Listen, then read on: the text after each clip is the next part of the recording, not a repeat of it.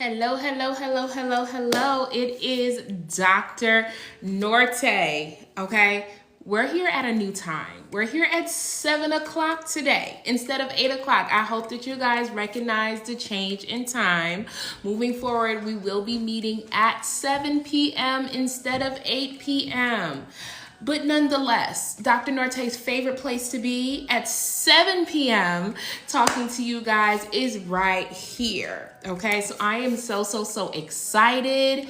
And for those of you that don't know who I am, my name is Dr. Nortey. I am your favorite pre-medical mentor, and I am a board certified pediatrician, and I am the founder of Mentoring. What is Mentoring, Dr. Nortey? Mentoring is a space that was created for first generation and underrepresented students to feel seen and heard in medicine.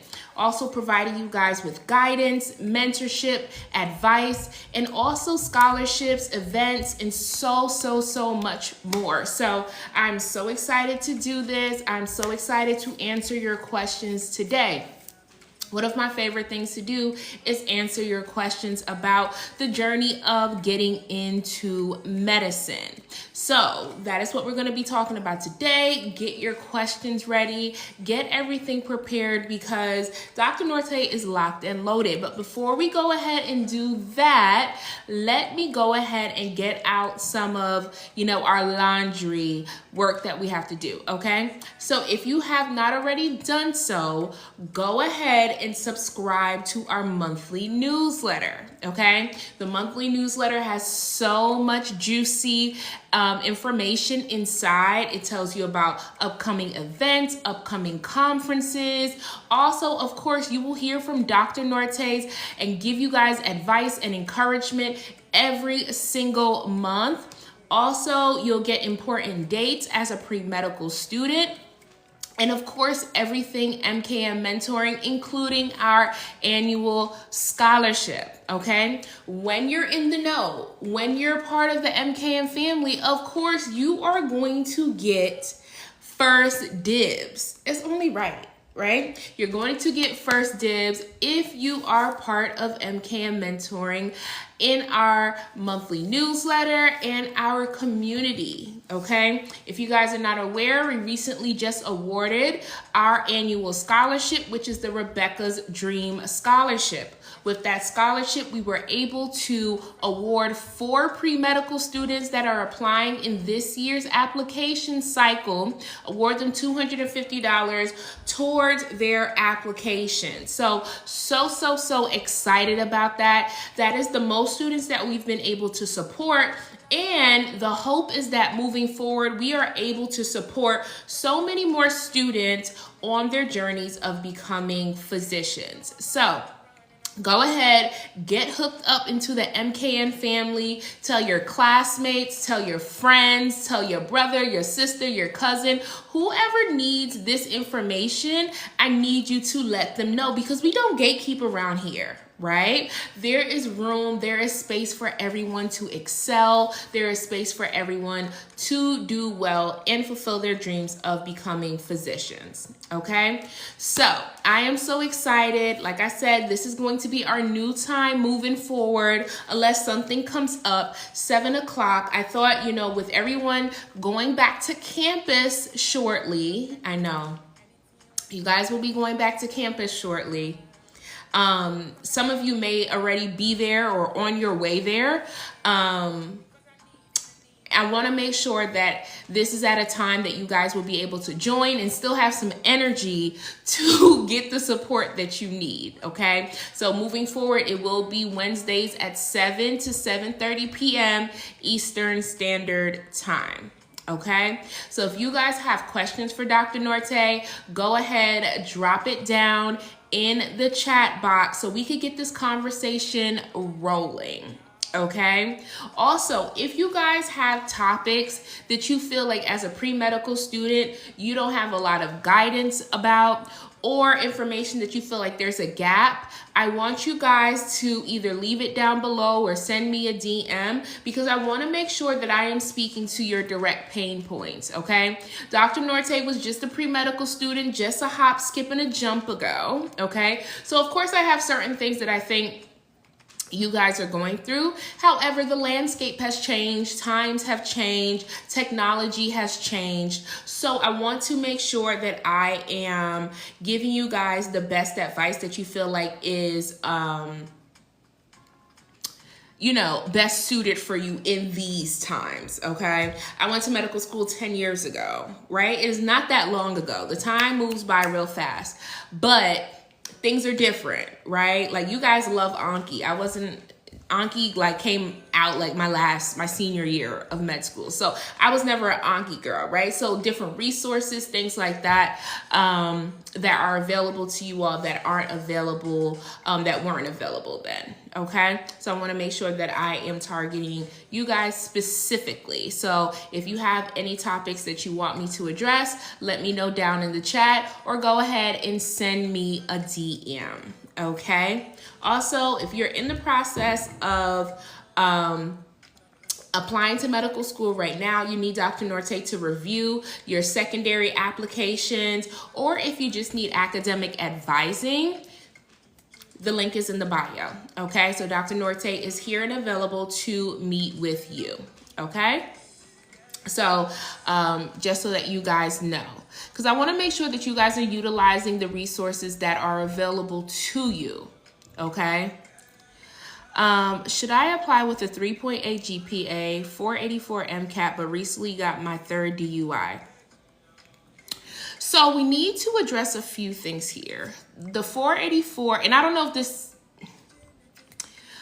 with the MCAT of 484, I do think that you need to improve that score, right? And then also with the DUI, I would also address that reason before entering into medical school. Okay, so because there may be some underlying things going on there that would be better resolved outside of medicine, right? And make sure that we have that under control before we go into medicine. Okay. Okay.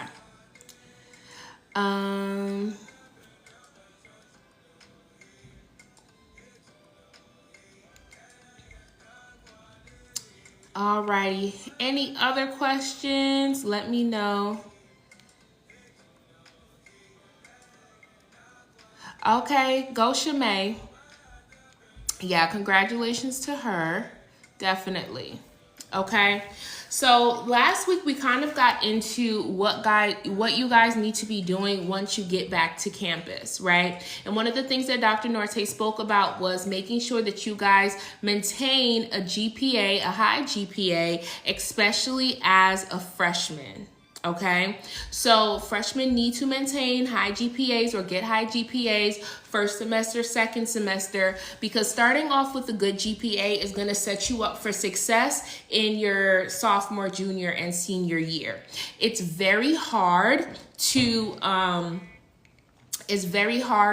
bring up a low GPA, and it's very easy to bring down a high GPA. So you want to make sure that you're starting off strong, but then continuing to maintain. Okay.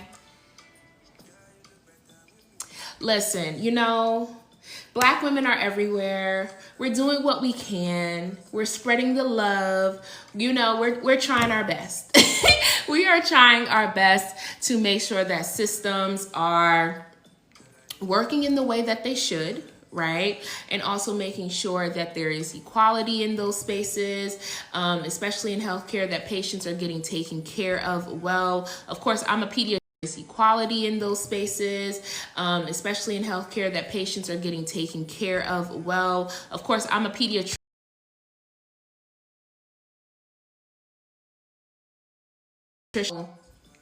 I go above and beyond for the children, the kiddies, but of course in every single space, in OBGYN and EM and internal medicine and family medicine, derm, every single field needs more of us in there, and not just Black women, Black men, them. I'm a pediatrician. So every single field needs us. And I always like to say, of course, I am mostly speaking to students that are interested in going to medical school. However, there's so many fields in the healthcare system, okay? So many different fields in the healthcare system. On my YouTube, I have a video that talks about over 20 different options for students to pursue that want to go into healthcare but don't want to be physicians, okay? So I mostly give advice for pre-medical students. However, pre-health is also very important, right? Because the entire ecosystem makes it go. So if you don't want to be a physician, that is completely okay. It is not, there's nothing wrong. We need us in every single field. So if you're unsure if you want to be a physician, that's definitely a great video for you to check out. But we need people in every single field, whether you're a respiratory therapist, an NP, a PA, if you are a radiology tech, if you're in research, and if you're in pharmacy. There's so many different fields, and now there's a lot of other ways even within those fields to kind of branch out and to either have direct patient contact or make decisions about patient contact. Okay, so I want to make sure that when you're thinking about, do I want to go into medicine, I want to make sure that you are honestly looking at the other options. It's very important to look at the other options. I don't precept NP students. However, it would be best if an NP precepted NP students, right? Because the scope is a little bit different, and the foundation is different. So getting precepted by somebody that understands your full trajectory is probably the best way to go.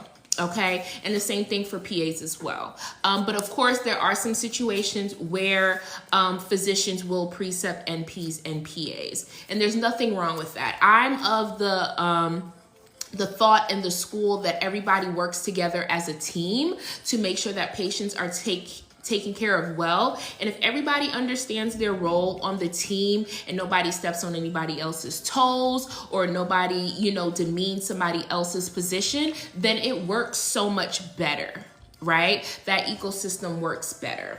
Okay, so when you are deciding, do I want to go into medicine? And when I say medicine, I'm talking about being a physician, right?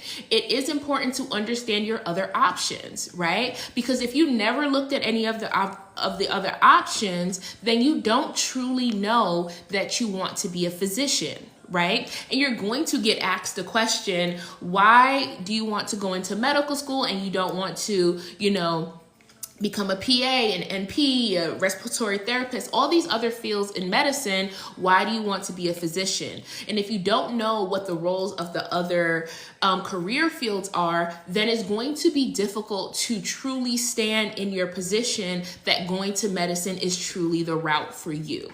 Okay? There's a physician shortage, okay? There's a physician shortage. There's residency spot shortages. However, the process to get into medical school still is challenging, okay? So they want to make sure that the people that they are accepting understand what they truly want when they start medical school, okay? Especially when we're talking about first-gen students, underrepresented students.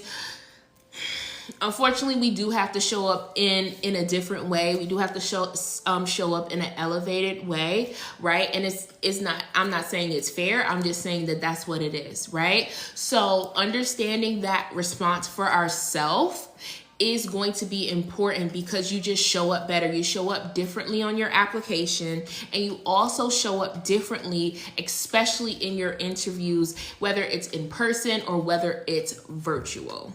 Okay, so look at those other options. Go to that video on my YouTube if you're not sure about the different career paths in medicine. And even with the 20 that I noted in that video, there's other career fields, right? So if you're stuck between two, like, okay, NP and or PA, I'll say PA and being a physician, what are the differences? What are the key differences, right? So, okay, when we look at PA and being a physician, the schooling time is a big difference, right? So how much time are you willing to invest, right? And then also another big difference is how specialized do you want to be, right? When you go to PA school, you're able to transition from specialty to specialty very easily, okay?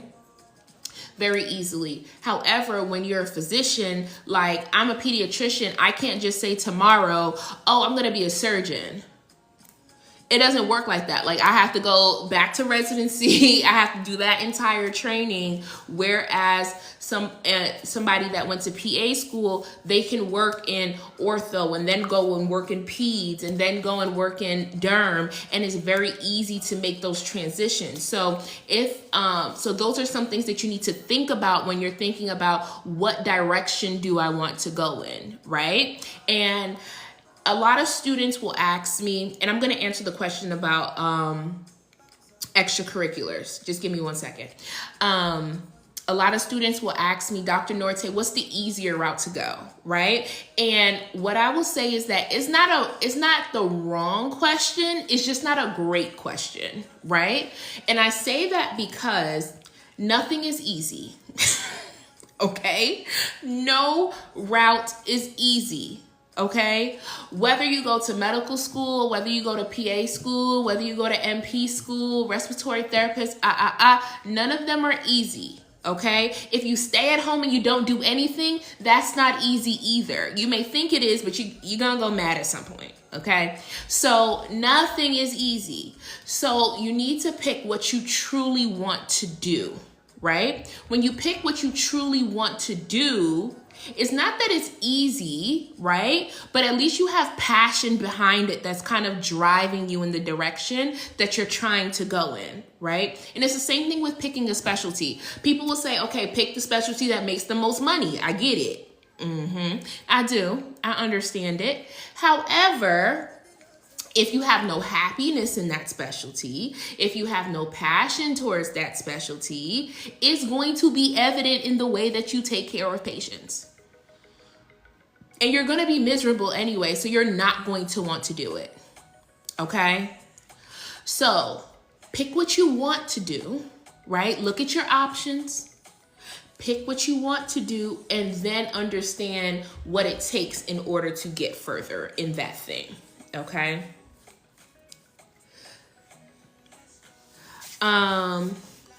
What do you mean by slow playing mind? Oh, so you're not sure exactly where you want to go after you finish NP school. And that's completely okay, right? A lot of people finish school and they're still not sure. But even with, I know with NP school, you do kind of have concentrations in terms of where you could kind of go. Like, do you like kids? Do you want to struggle to, get an ear exam, but do you also want to do the Dougie in the office? It's like you gotta weigh your options, right? I love pediatrics because I am able to be more jovial in the office, right? And is not looked at as something that is negative because I'm working with children, right? I need to be bubbly.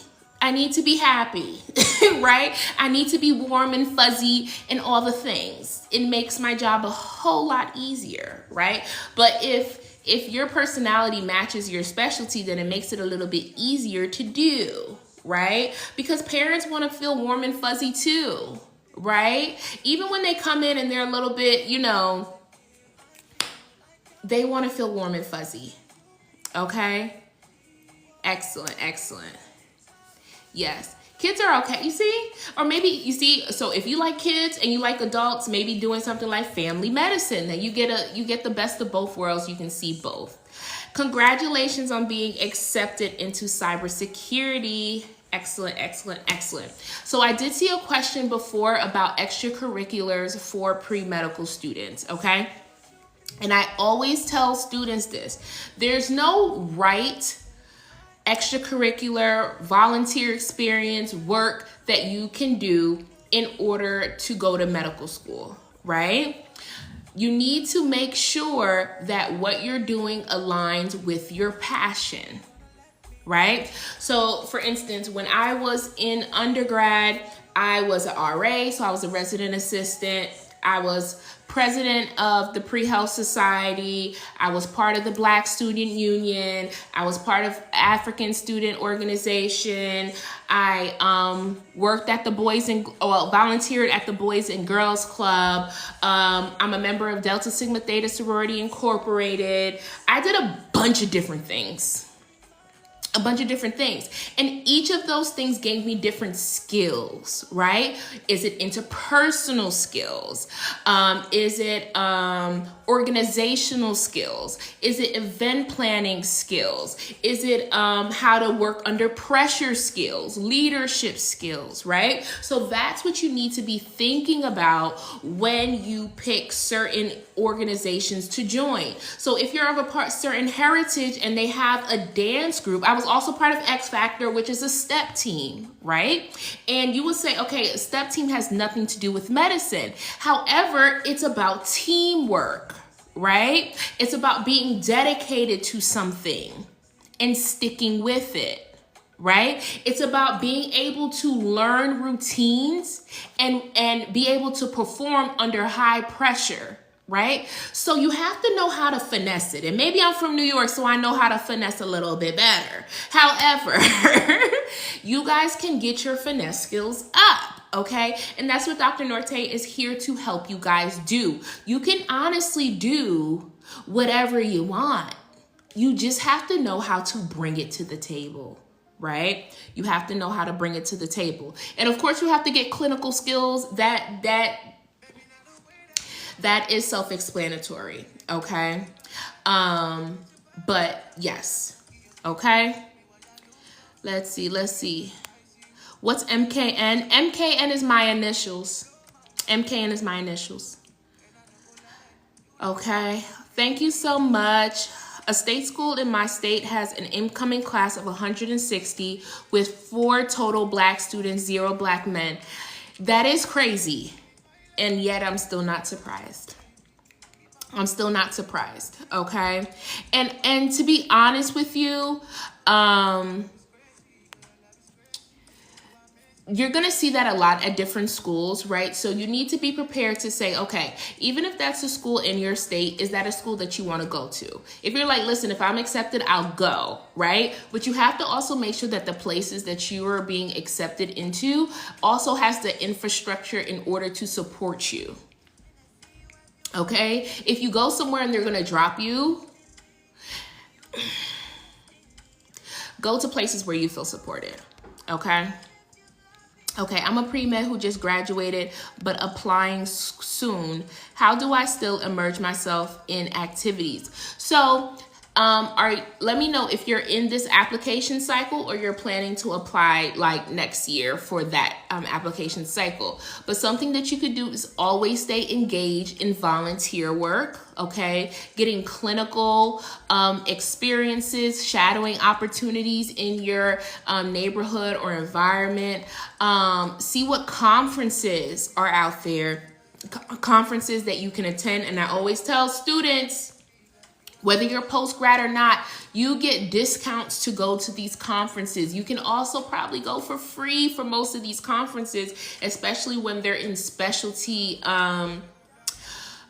organizations. So like if you're interested in PEDS, going to the AAP conference, get sponsorship in order to go. Like these things are happening. So take advantage now. When you're in attending, they don't care. They're going to say, where's my $700 for this registration? And that's just it. Okay. So take advantage now, please. Okay. Should I TA a class if it possibly leads to a RA role with that professor, even though I already TA a different class? I mean, it depends on your time. like, do you have the time to do it? Do you have the mental capacity to do it?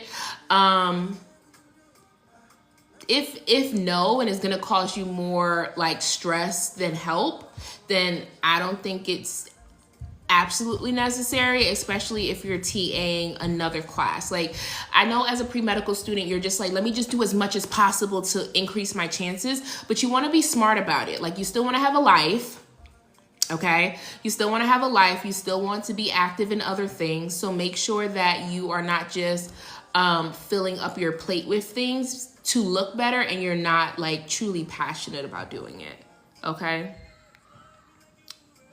Okay. Okay, so you're applying next cycle. Yeah. So, yeah, I would use this year to really just hone in on volunteer, get any clinical experience that you can. If you plan on getting a job, you're a medical scribe in Peds with a bachelor. So I'm just trying to build myself more. Okay. So you're already a medical scribe. That's excellent, excellent, excellent. Volunteer, volunteer, volunteer, volunteer. Find a volunteer experience that you want to do. And then with that, pick something that you can do long term, right? Over a few weeks, so that you can get more experience in that area. So like, for instance, Dr. Nortey is really passionate about food insecurity and making sure that we are ending food insecurity. So I volunteer at food pantries a lot, or soup kitchens, things like that. So if you want to, you know, get something like that, you could go ahead and do that. Like I said, in undergrad, I volunteered at the Boys and Girls Club. So, and you're in Peds, so maybe that is something that you would like as well, or pursue other passions. Okay, pursue other passions. What else interests you outside of medicine? Right? I know sometimes we feel like everything has to be focused on medicine, right? But pursue other passions, live your life, have a good time, go out, hang out with friends, hang out with family, right? Do all those things. And it honestly makes you a better, a more well-rounded person.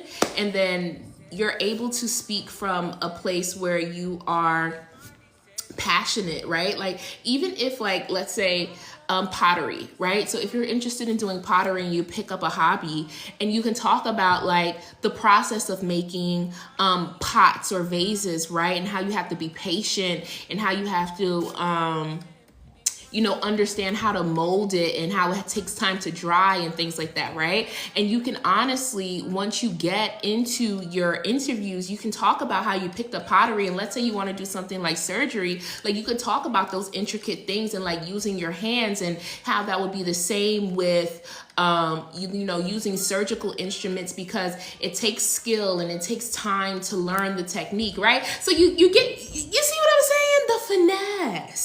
The finesse of it all. And it's not BS, right? It's true, but you just have to learn how to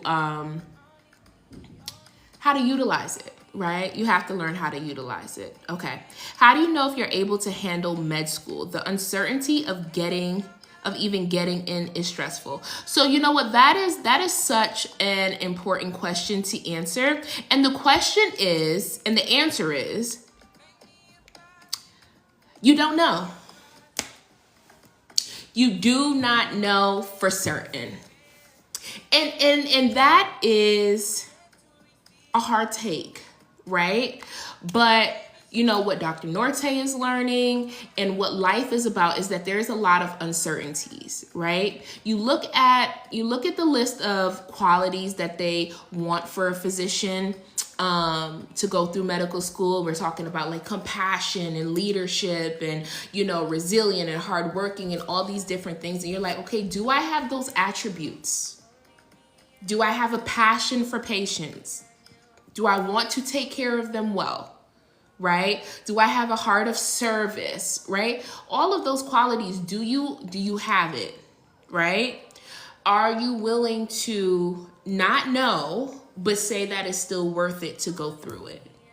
right? And so many other things outside of going to medical school is the same way. It's the same way of, you know, getting into a friendship or getting into a relationship, or, you know, even when you decided to go to college, you didn't know what that college experience was going to be, but you still went, right? And you finished. So it's kind of the same thing where you're like, listen, it's going to be hard, but do I have the tools? Do I have the mentorship? Do I have the guidance? And that's what I am trying to give pre-medical students at this stage, so that they are better prepared to go to medical school, so that even when they face challenges in medical school, they understand the end game, right? Because trying to, you know, increase first gen and underrepresented students in medicine, but not even just getting in and matriculating into medical school, but making sure that you make it to the finish line of getting to graduation, right? So that you are the graduating class of 2031, 32, 33, and beyond, right? That is what's important. And getting these tools as a pre-medical student will make that journey easier. Not easy, easier. Okay. Alrighty. Okay, so you're in the application cycle now. As it relates to DO programs, I've been told students often take both boards. Do you recommend this? So you, as a DO student, you do not have to take both boards. Okay, you do not have to take both boards. You can take both boards, and honestly, it will depend on the specialty that you want to go into. If you want to go into dermatology, if you want to go into surgery, if you want to go into ortho, if you want to go into some of those specialties, you will have to take both boards, okay? So it's specialty dependent. If you're going into peds, internal family, for a lot of those, you don't have to take both. I'm praying for the world where they will accept COMLEX as it is, because we are doing the science and the OMM at once. However, we have not reached that point yet, right? We just have when I was in the match, that was the first year that they had a combined for allopathic schools and osteopathic schools for the match. So we're making progress, but we just haven't gotten to the point where COMLEX is as highly regarded as USMLE, which is unfortunate, because taking both is not easy, because they are the information is tested in two different ways, but it's the same foundational information. So what I tell all students that are in medical school, understand the physiology. Understand the physiology. Take your time understanding the physiology. It will make pathophys easier. It will make answering questions easier. So once you understand that, it's easier. It's not easy. It's easier. Okay. What job would you recommend during a gap year as an MA? I'm pretty equally spread out on hours. But if you're already, when you say an MA, you're a medical assistant already. If you're a medical assistant, then you have the job. You don't need another one. Thank you. If you're already a medical assistant, why do you want another job? You just want more money? If that's the case, you can do whatever you want. But if you're already a medical assistant, like you don't need another one. I mean, you don't have to. You don't have to. No, because as an MA, you're in the clinical space, right? You're interacting with patients. So you don't need to be like drawing blood in order to say that you're doing something clinical. You're in the clinical space. When I was a pre-medical student, I was a session assistant at a cancer center. So I schedule appointments for patients getting cancer. And then I moved to radiation oncology, where I was more like running the clinic. But I wasn't doing the clinical job. The doctor did that. So if you're a medical assistant, then that's fine. If you want to seek out research opportunities on the side to get more experience in that way, you can, but you don't need to get a job in research. Okay? Okay. Hopefully that helps. Let me know. Hopefully that helps. Because, you know, you don't need to stress yourself out. Unless you just want to get another job, then that's fine. But you don't have to. You really don't have to. Okay. Thank you.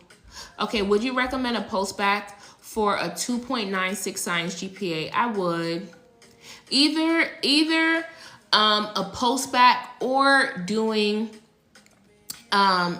like either taking the courses over where you got lower grades, or taking more science classes that will be counted in your science GPA, okay? I do have a video that goes over all of the different classes that will be counted in your science GPA.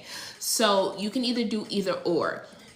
For you though, when the GPA is a little bit lower, having structure like in a post-bac program would be better. Would you recommend a post-bac for 3.2 or 3? So, not necessarily. It depends on which courses, you know, you feel like you would need to improve, right? If you have, okay, so Dr. Nortey is a little bit, 3.2, 3.3 is not super low. It may be lower than some schools, right? But you have to make sure, okay, are you performing well on the MCAT? How's your personal statement? How's your leadership experience, right? So there's other things that make up your application. If you're under a 3.0, yeah, you definitely need to do a post-bac. You definitely need to bring that science GPA up. And if you do a program, you need to make sure that it is in hard sciences. Okay, so elevated science courses. I know a lot of students like to do an MPH, so public health. While that is an amazing master's program, it does not help in the hard sciences, okay? So you want to make sure you're either doing a traditional post-bac program, a la carte, and when I say a la carte, meaning that you pick the specific courses that you're taking. So like for instance, after I graduated, I still took anatomy and physiology. I took biochem because those were courses that weren't necessarily required, but they were recommended at the time. So I took that at a 4-year institution closer to my home. Right? So that's something that you can do. Or you can go to a master's program that is science-based, okay? If you were going to a post-bac program, I always tell students, you got to come up out of there with something. I need a master's. I need a guaranteed interview or an acceptance if I do something, okay? If I get a certain grade, if I, something, all right? Or at least MCAT prep, like, the certificate ones, because after you get the certificate, you can't really transfer that to anything if later on you decide that you don't want to go to medicine, right? So granted, the ones that have linkage are going to be more difficult to get into. So keep that in mind. But yeah, I'm leaving here with something, okay? Okay, so very high GPA, but low MCAT regarding application cycle. So someone with a high GPA, but lower MCAT score tells me a few different things. Either you truly did not understand the information, but somehow your courses tested in a way that you were able to do well on the test. Or 2, you have test anxiety. Okay? Having the high GPA, beautiful. You're already one step in. If you are struggling with test anxiety, that is something that you can overcome. Nobody has to stay there, okay? I have videos on my YouTube going through test anxiety in depth, okay? Test anxiety plagues a lot of students that are first gen and underrepresented students. So it is possible to overcome. Dr. Nortey overcame test anxiety. So I'm not just telling you something that is just like, oh yeah, I know. No, I'm living proof. Okay? So it is something that you can overcome. Okay? Is it worth taking? Okay. So I know some people take medication for test anxiety. And for some people, it may be absolutely necessary. Okay? Everybody does not need medication though, right? I'm of the school of let's try without medication before resulting to that, right? Every medication has a side effect. It may be positive, it may be negative, right? So if we're using our other tools to overcome test anxiety, right, then we don't need the medication, right? And it's not just useful for the MCAT, it's going to be useful for boards. It's going to be useful for other areas of your life too, okay? So I want you guys to go ahead and look at those videos on my YouTube to make sure that you are understanding how to overcome test anxiety, okay? It is something that can be overcome, okay? You do not have to live with test anxiety. You've made it this far. You're able to take tests, okay? You are able to take tests, okay? Don't let me get into my spiritual bag, okay? Because don't let the enemy fool you to make you think you have to live with that. You don't have to live with it. It is something that you can overcome. And if you overcome it before you go to medical school, you will be in such a better place, okay? Because them tests will not be able to intimidate you because you understand exactly who you are, exactly what you know, and exactly how you're going to test. And how you're going to test is with excellence, okay? So, test anxiety it doesn't have a hold on you guys, okay? It does not have a hold on you. We're going to break those chains, okay? What Tasha said, we're going to break every chain. What are your thoughts on continuing with my application despite my low MCAT? So,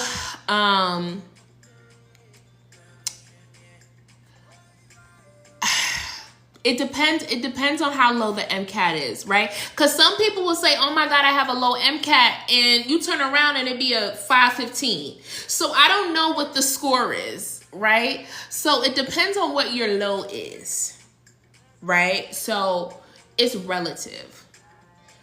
So on the money. So I would say you can apply. You can apply, especially with high GPA. Have you submitted an application already for this application cycle or not yet? Tell me. You probably, okay, so you have. Okay, I mean, if you already in there, like swimwear, continue. Continue. If you're already inside, continue. You never know. You never know, okay? If for any reason you do not get in, you know what you have to do in order to improve, right? It's only one metric. It's only one stat, right? So be ready to, some schools may ask you what happened, right? Some schools may not. You do have to be strategic about which schools you send back your secondaries to, though. Okay, you want to make sure you are submitting your applications to schools that will look at you holistically.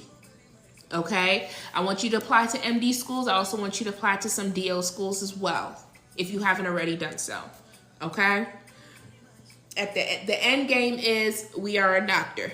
Okay, so if you want this to be one and done, apply to both. Put your best foot forward. If it happens not to go in your favor, we know exactly what it is. We know exactly how to re-strategize, okay? Excellent, excellent, excellent. Okay, let's take one last question. Was it a good idea to cancel my MCAT since I was feeling unprepared? Okay, so you've already rescheduled 3 times. That lets me know you may not have been unprepared. You may just be scared. And I say that with love.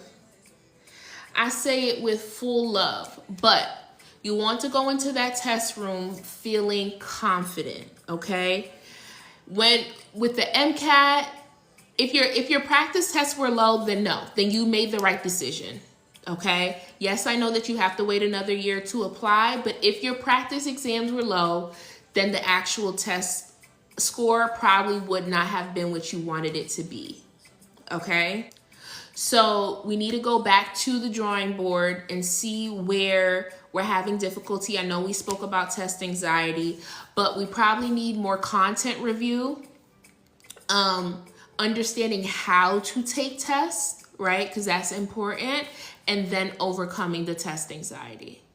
Okay? So I always tell students you need to treat test preparation like a pregnancy. Okay? Don't take it in January. Take it in March. And why I say that, a lot of people want to take it in January because they want to go ahead and get it done with early, not counting in holidays, spending time with family, not wanting to study XYZ. Okay? Take it in March or April. Trust me. Okay? So you have to account for, I said don't take it in January. I would suggest taking it in March or April, okay? To give yourself enough time to figure out exactly what's going on. Give yourself time to get this test anxiety together and give yourself time to have the recall that you need, okay? In order to do well on the exam. All of that is important, okay? When it comes to January, some students have the discipline to say, listen, I'm gonna sacrifice time during the holidays with my family and with my friends. Most people don't. I love Christmas. I'm a jingle bell, okay? I'm singing Christmas carols as soon as November 1st hits, okay? My Christmas tree is up. Do you hear me? So I already know taking a test in January isn't gonna work. And my birthday's in January. Definitely not gonna work. Okay? Because Dr. Nortey likes to celebrate her birthday. So those things are important to me. So if they're important to you too, make sure that you're taking that into account before you schedule your test date, and make sure that you're actually getting to the root of why these practice test scores were not exactly where you wanted them to be, and making sure that we're getting them to a place that you feel comfortable. Okay? Okay. Thank you. Thank you. Thank you. Alrighty. Y'all done made Dr. Nortey talk a lot today, but I love it. I love it. I love it. Clearly the 7 o'clock time, you guys are vibing with the 7 instead of the 8. So you guys know exactly where to catch me next Wednesday, 7 to 7:30 p.m. Eastern Standard Time. Dr. Nortey is going to be right here talking with you all, answering your questions, guiding you, and all of that fun stuff. Okay, so make sure you guys are staying tuned. Tell your classmates, tell your friends, tell everybody, mama, daddy, brother, sister, everybody to come on in and, chat with Dr. Nortey. Okay, my love, if you want to go to school, then school is for you. Okay, you just have to decide. Alrighty, I will see you all next week. Have a blessed week. And don't get yourself in trouble, all right? Okay? Don't say Dr. Nortey didn't what? Tell you. All right. Bye-bye.